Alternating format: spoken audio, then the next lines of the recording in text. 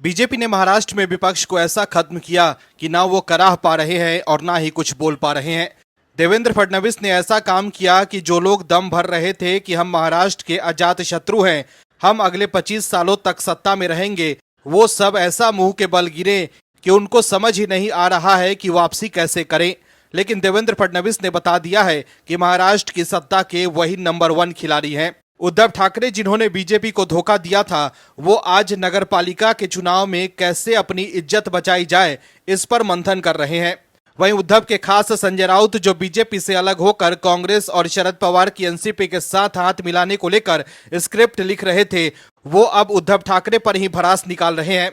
संजय राउत के पास अब कहने के लिए कुछ भी नहीं है। अगली बार वो राज्यसभा भी अपने दम पर नहीं जा सकते हैं। इसके लिए भी उन्हें कांग्रेस और शरद पवार की मदद चाहिए होगी।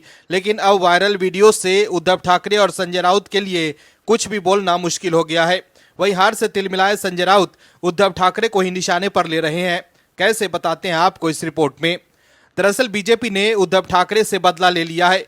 5 साल पहले उद्धव ठाकरे ने बीजेपी से सत्ता छीन ली थी, लेकिन 2.5 साल बाद ही वो सत्ता से आउट हो गए और अब पार्टी भी हाथ से गई और इज्जत भी। और अब 5 सालों तक इस डर में जीना होगा कि जो विधायक और सांसद उनके पार्टी के हैं, वो साथ रहेंगे या नहीं। वहीं प्रचंड जीत के बाद देवेंद्र फडणवीस महाराष्ट्र के अगले सीएम होंगे। वहीं जैसे ही देवेंद्र फडणवीस की नाम पर मुहर लगी, सोशल मीडिया पर लोग देवेंद्र फडणवीस को बधाई देने लगे। इस बीच देवेंद्र फडणवीस की विधानसभा में बोली गई लाइनें भी वायरल होने लगी। दरअसल देवेंद्र फडणवीस ने 2019 में सदन में कहा था कि मेरा पानी उतरता देख मेरे किनारे पर घर मत बसा लेना, मैं समंदर हूं, लौट कर वापस आऊंगा। देवेंद्र फडणवीस ने 2019 के बाद ये पंक्तियां कई बार बोली। अब लोग उनकी इन्हीं लाइनों को खूब शेयर कर रहे हैं। इसके अलावा देवेंद्र फडणवीस ने चुनाव में खुद को अभिमन्यु बताया था। इन लाइनों को भी लोग खूब शेयर कर रहे हैं। उन्होंने कहा था कि वो आज के अभिमन्यु हैं, चक्रव्यूह तोड़ना और जीतना दोनों ही जानते हैं।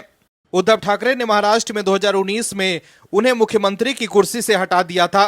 वहीं 2022 में जब महायुति सत्ता में लौटी तो फडणवीस को उप मुख्यमंत्री पद मिला।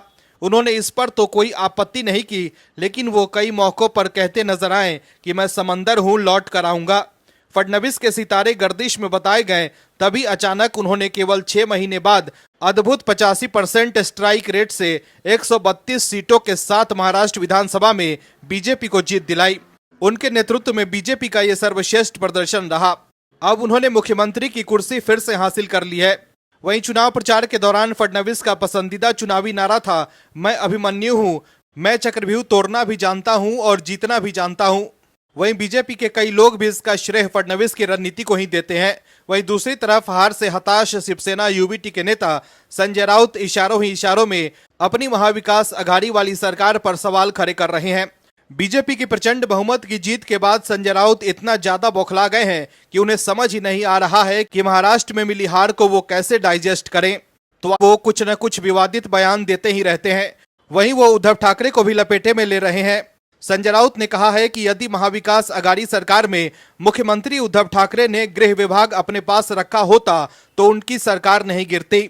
ऐसे में आप समझ सकते हैं कि कैसे संजय राउत सरकार गिरने को लेकर उद्धव ठाकरे पर ही ठीकरा फोड़ रहे हैं कि उन्होंने अपने पास गृह विभाग क्यों नहीं रखा। दर्शकों, एक तरफ जहां बीजेपी ने महाराष्ट्र को भगवामय कर दिया है, तो वहीं विपक्ष के नेता आपस में ही लड़ रहे हैं। Bureau report, OMH news. और भी वीडियोस देखने के लिए चैनल को सब्सक्राइब करें और बेल आइकन को दबाएं।